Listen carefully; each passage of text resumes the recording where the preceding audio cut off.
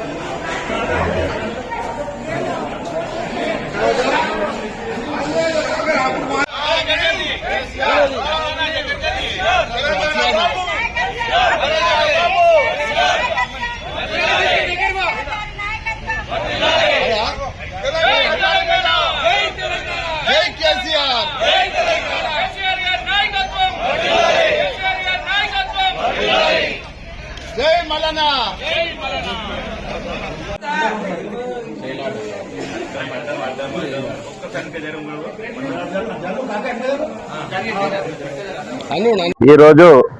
తెలంగాణ మొదటి ముఖ్యమంత్రి కేసీఆర్ గారి జన్మదినం సందర్భంగా మరి గట్కేసర్ ప్రభుత్వ ఆసుపత్రిలో పండ్లు మరియు బెడ్ల పంపిణీ కార్యక్రమం జరిగింది. ఈ కార్యక్రమానికి మరి మాజీ మండలాధ్యక్షుడు గట్కేసర్ మరియు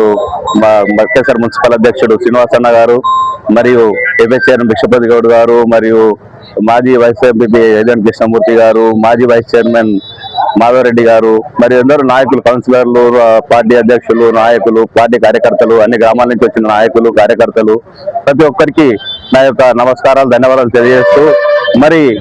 గత 10 సంవత్సరాల బీఆర్ఎస్ పాలనలో ఎన్నో అభివృద్ధి సంక్షేమ కార్యక్రమాలు చేపట్టి మరి భారతదేశంలోనే తెలంగాణ రాష్ట్రాన్ని అగ్రభాగంలో పెట్టిన మానీయుడు, మహానుభావుడు కేసీఆర్ గారి పుట్టినరోజు సందర్భంగా మరి ఈ రోజు ఈ కార్యక్రమం చేపట్టడం జరిగింది. నిండు నూరేళ్లు ఆయురారోగ్యాలతో ఆయురారోగ్యాలతో ఉండాలని ఆ కేసీఆర్ గారు ఉండాలని భగవంతుని కోరుకుంటూ మరి ముందు రాబోయే 2-3 సంవత్సరాల్లో మళ్ళీ తెలంగాణలో బీఆర్ఎస్ పార్టీ అధికారంలోకి వచ్చి మళ్ళీ భారతదేశంలోనే అది ప్రపంచంలోనే హైదరాబాద్ కు ప్రముఖ స్థానం కల్పించి అదేవిధంగా తెలంగాణ అగ్రభాగాన్ని నిలపాలని మరి ఆ భగవంతుని కోరుకుంటూ ఈ కార్యక్రమానికి వచ్చిన ప్రతి ఒక్కరికి నా యొక్క ధన్యవాదాలు తెలియజేస్తూ